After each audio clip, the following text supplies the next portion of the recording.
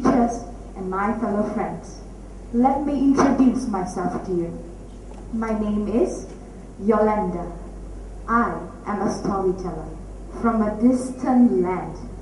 Today, I am going to take you to an enchanting and hilarious journey. The title of my story is The Three Big Sillies.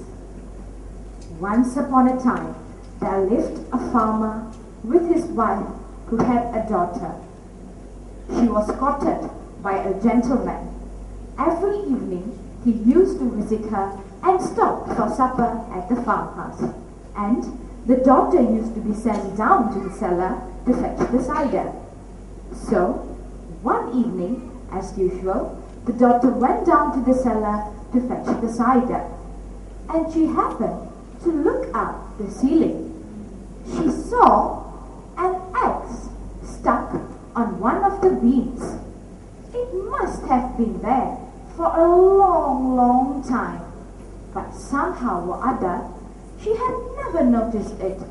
So she began thinking, suppose him and me got married and we were to have a son, and he would grow up to be a man. And he'll come down to the cellar to fetch the beer, and that axe might fall on him and kill him. Oh, what a dreadful thing it could be! And she put down the candle and the jug, sat down the floor, and began crying.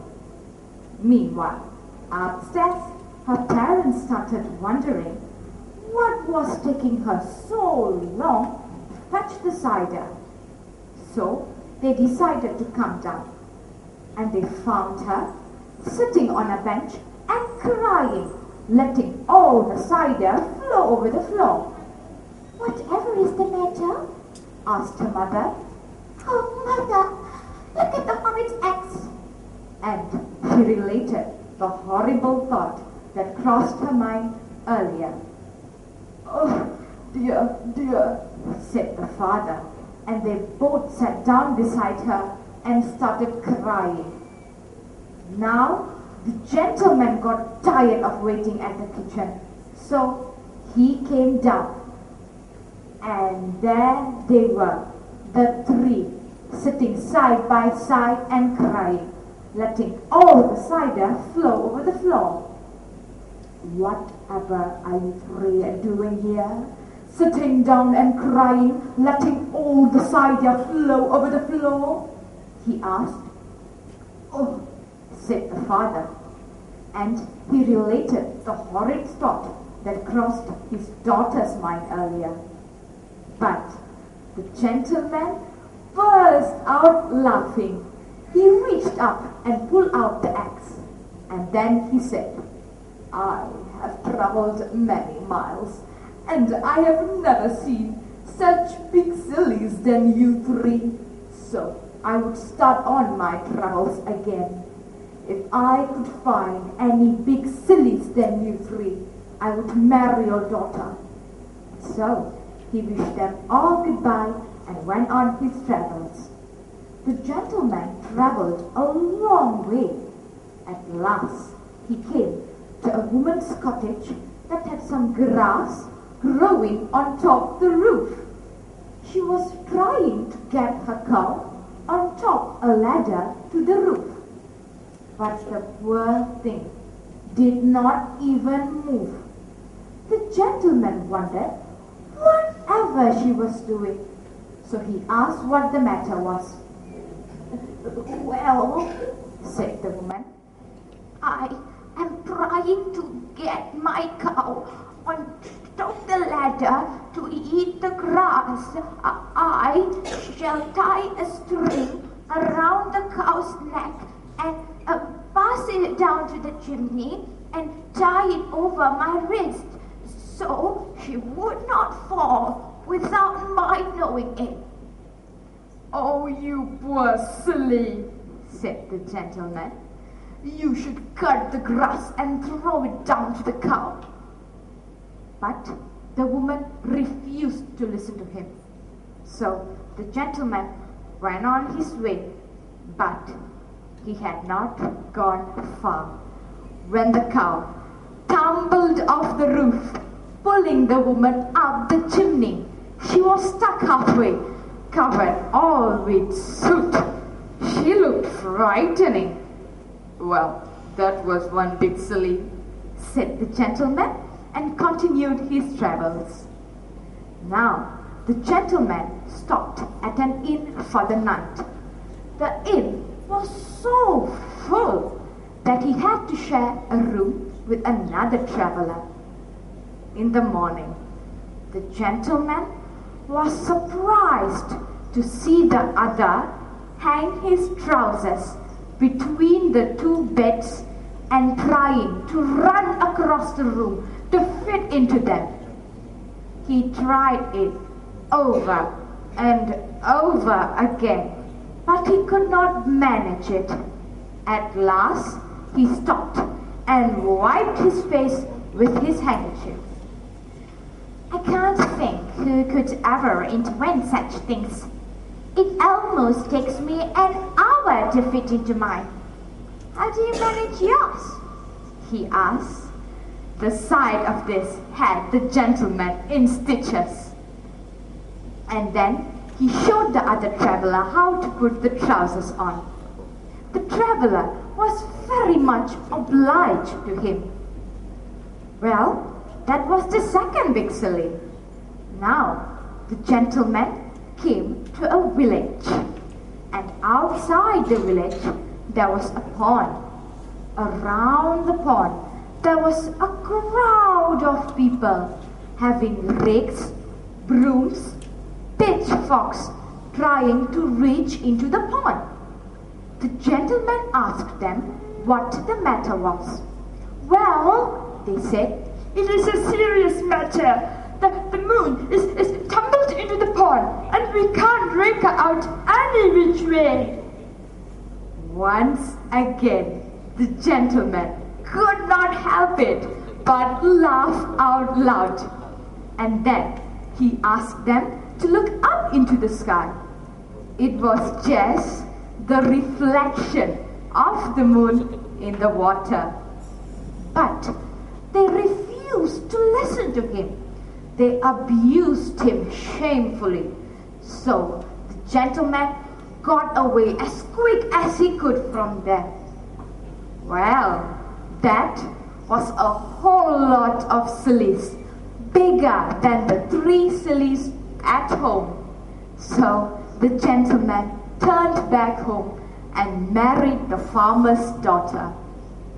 Ladies and gentlemen, what do we learn from this story?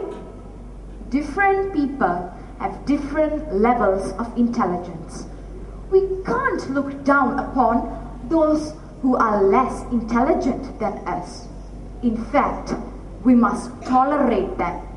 After all, tolerance is Malaysians' main virtue. Thank you.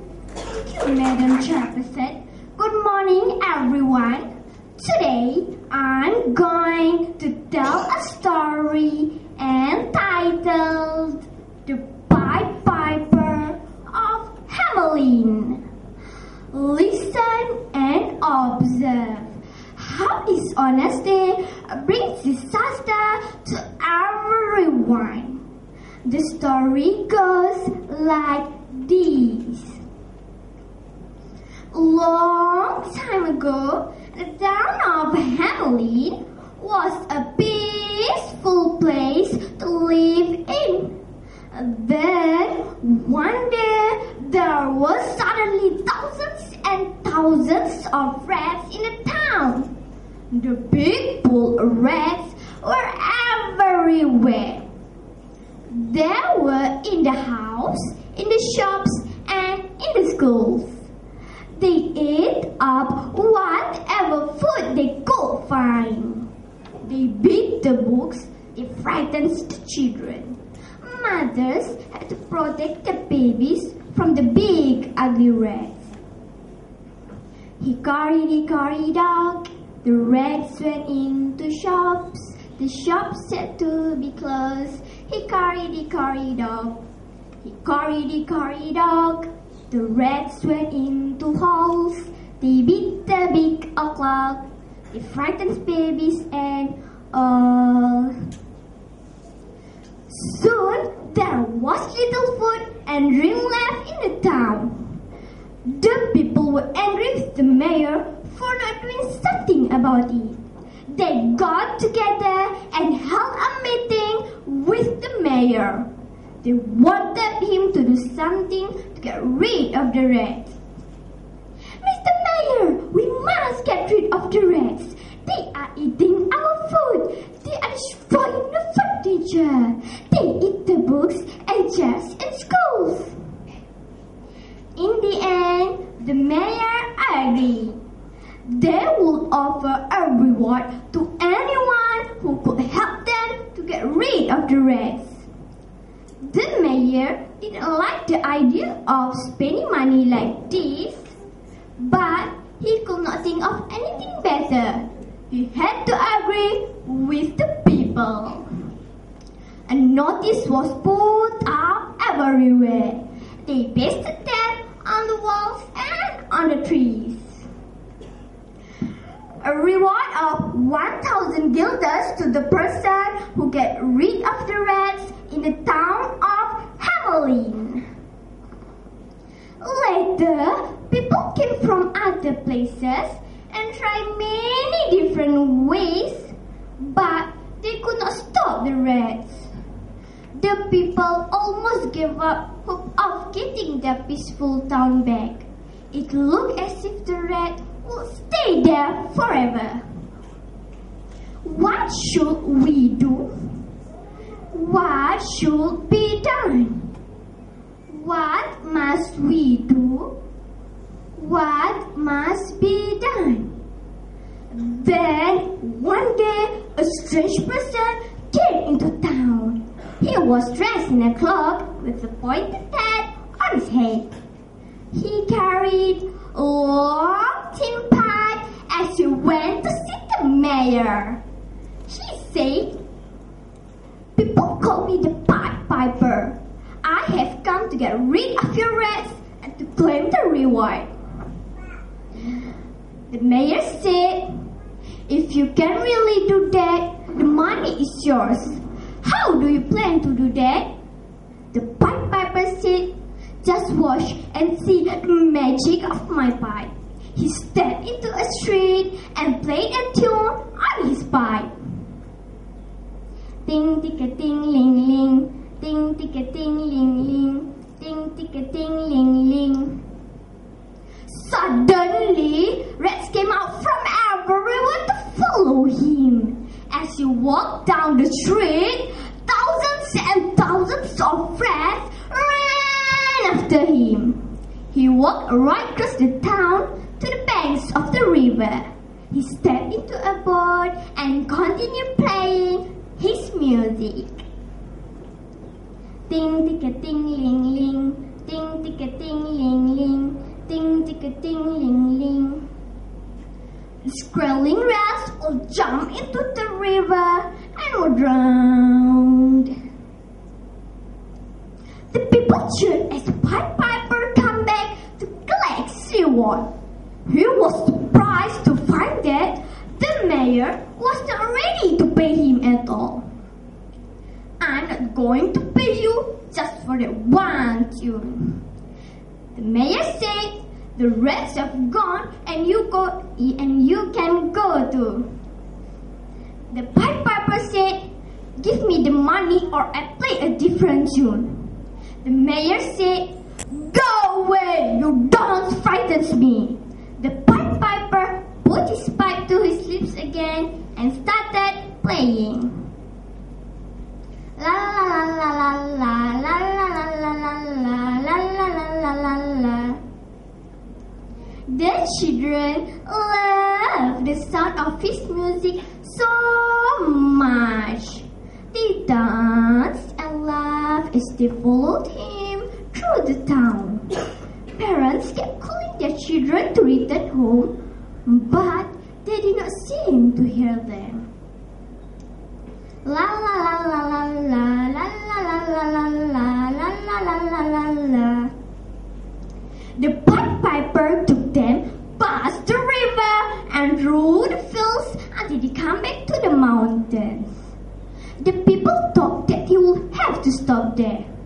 He can across the mountain.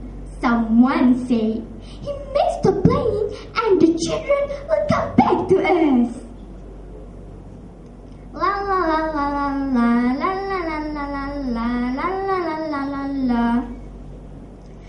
Everyone was shocked to see the Pied Piper and all the children walking right into the mountainside. It closed after them and all was quiet. Parents kept calling their children. Mothers cried, but it was too late. The promise to the Pied Piper was not fulfilled.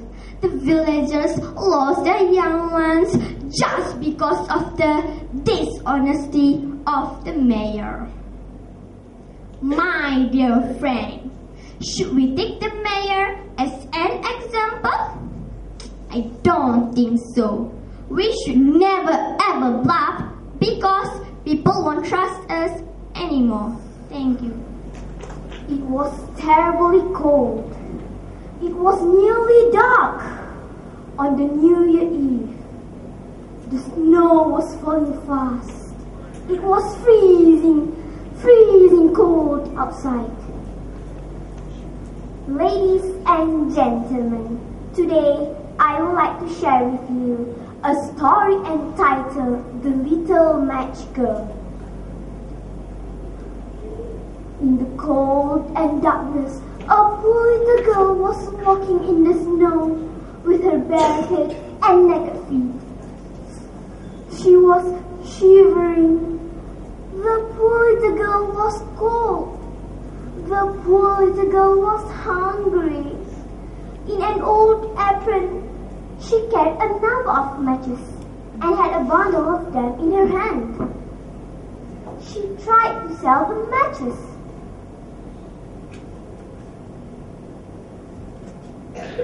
Sir, would you please buy a box of matches from me? Go away, you're so dirty.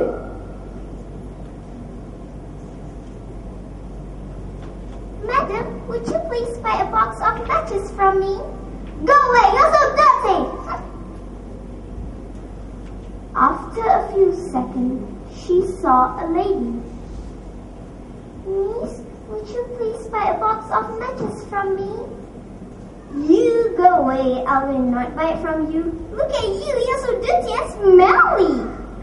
No one had bought anything of her the whole day, nor had anyone given her even a single penny. Shivering with cold and hunger, she crept along. The snowflakes fell on her, but she just let them be. Lights were shining from every window, and there was a smell of roasted chicken. These made her feel even hungrier. She remembered that it was the New Year's Eve. In a corner, she huddled herself but could not keep off the cold. Oh, my poor little match girl. She dared not go home, for she had not sold any matches yet. If she went home now, her father would certainly beat her. Her little hands were almost frozen with the cold. Perhaps a burning match might be some good. It will warm my fingers, she thought. Then she drew one match out and scratched. The little match gave a warm, bright light like a little candle as she held her hand over it. It is so warm, so nice. It was really a wonderful light. It seemed as though she was sitting by a large iron stove, how to fire. But too soon, the flame of the match went out. The stove vanished, and she had only the remains of the half-burnt match in her hand. She drew another match out and scratched. The little match gave her light to see into the room. She could see a smell of roasted chicken. It smells good, so good. Then the match went out, and there remained nothing but the thick, damp and cool wall before her. She lighted another match. Ladies and gentlemen, guess what? She found herself sitting under a beautiful Christmas tree. Wow! It is so beautiful! So beautiful! The little man stretched out a hand towards them, and the match went out again. The Christmas lights rose higher and higher till they looked to her like the stars in the sky. Then she saw a star fall, leaving behind it a bright streak of fire. Oh, someone is dying, thought the little girl, for her old grandmother, the only one who had ever loved her and who was now in heaven, had told her that when a star fell, a soul was going up to God. She again rubbed a match on the wall. The light shone round her. In brightness stood her old grandmother, clear and shining, yet mild and loving in her appearance. "Grandmother," cried the little one, "oh, take me with you. I know you will go away when the match burns out. You will vanish like the warm stove. You will go like the roasted chicken. You will vanish like the Christmas tree." And she was reluctant to light the whole bundle of matches because she wished to keep her grandmother there. And the matches glowed with a light that was brighter than the noonday.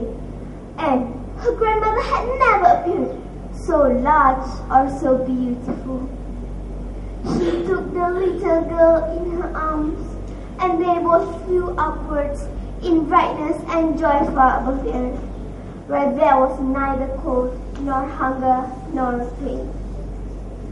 In the morning, there lay the poor little one, with pale cheeks and smiling mouth, leaning against the wall with no heartbeat. She had been frozen to death on the last evening of the year. The New Year's sun rose and shone upon a little child. The child still sat and holding the match in her hand, one bundle of which was burned. Ladies and gentlemen, what a sad thing to be left alone to die on the New Year's Eve. Nevertheless, there's always a blessing in disguise. At least the little girl did not have to suffer anymore. May God bless the little girl. Ladies and gentlemen, lessons that we can learn from this story are: first, please help the needy. Second, do not easily give up in everything we do. And last but not least, love our family members. A box of matches, anyone? Thank you. Assalamualaikum and a very good morning to the judicious and honorable judges, dedicated teachers, and all my dearest friends. Today, I'm going to tell all of you a very interesting story. The title of my story is The Lost Treasure. Last Sunday evening, while Dickson and his three friends, Ali, Nathan, and me were hiking, they saw something sticking out of the ground in the distance. When they went nearer, they realized it was a box that had been half buried. Jason and his friends became curious. Jason then said, I wonder if there's treasure in the box. Come on, let's get the box out. Ali was impatient and went to the box. He started tugging at it and replied, Hurry up, guys, hurry! It's heavy. Nathan encouraged all of them to drag the box out. He cautioned them by saying, Do you think it is wise to open the box and take something that does not belong to us, we could get into trouble. The boys decided to take a vote, and all except Lee agreed that they should go right ahead. Jason even said, "Who knows? It might be some lost treasure, just like what we saw in the movies. Great! We can become very rich and no more school for us. We could buy new football jerseys, video games, and bikes too." This made all of them, including Lee, excited.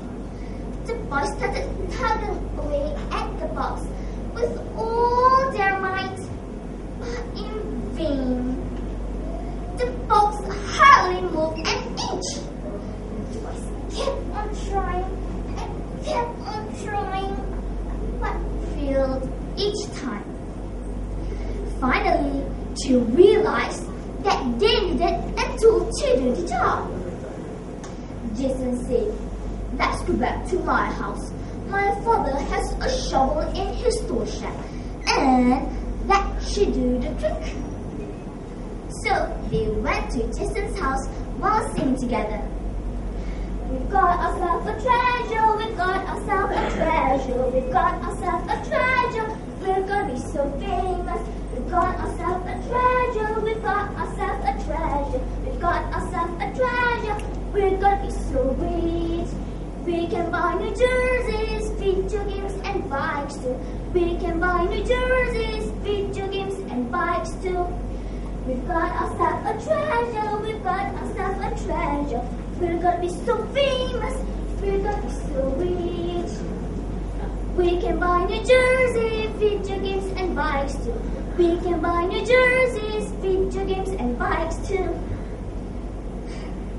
Then they rushed back to the spot. The friends took turns to dig the salt around the box. After passing like half an hour,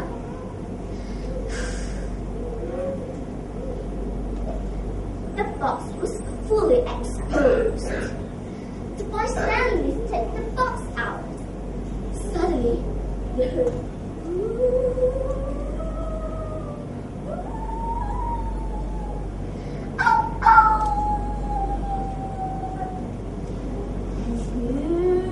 howl in the distance, and they almost ran off in fright. Then Jason laughed and said,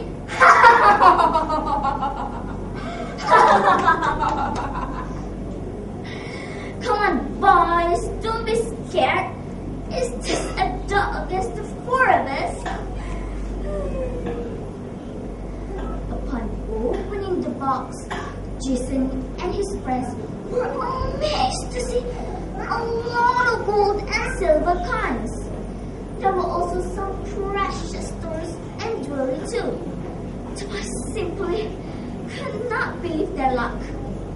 They asked each other excitedly, "Is this a dream? Are we asleep? Are we dreaming?" Nathan even slapped Jason lightly on his cheeks and said, "Wake up! Wake up! Wake up!"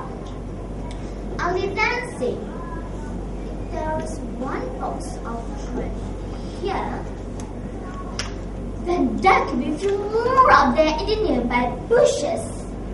Immediately they replied, "Yes, who knows? Let's just look around. We might end up with one box for each one of us, and we don't have to share. Wow, we could be very rich and famous." The boys then hurried off in all directions to look for more boxes of the lost treasure. Soon it was getting dark and there was a slight drizzle. The boys didn't pay much attention as they were too busy looking for more treasures. They didn't realize it was getting late, and then the rain came pouring down. The boys had to quickly run home. Jason suddenly stopped and said, "Hey, what about our treasure?" Ali replied, "What can we do? It's swimming cats and dogs." Nathan comforted the boys by saying, "Don't worry, we will come back first thing tomorrow. Come, let's go home now."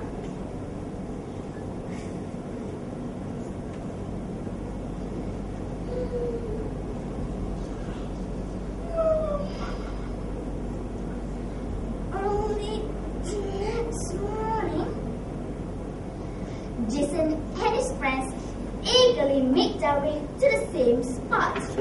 The boys were totally shocked to see that the box was missing. More surprising, when they went to the hole which they had dug the box out, it was nearly filled up. They panicked and shouted, "What happened? Is this place really haunted?" Dickson continued, "No wonder the dog was howling. Feeling came upon them, and they got frightened and wanted to run away.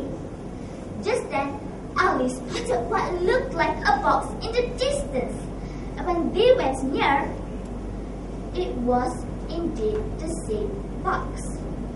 The boys were so relieved, but when they looked inside, it was completely empty. They then realized that someone else had come and taken everything away. The boys were ashamed of their foolishness and greediness. They should have just been satisfied with the one box of treasure that they had found in the first place.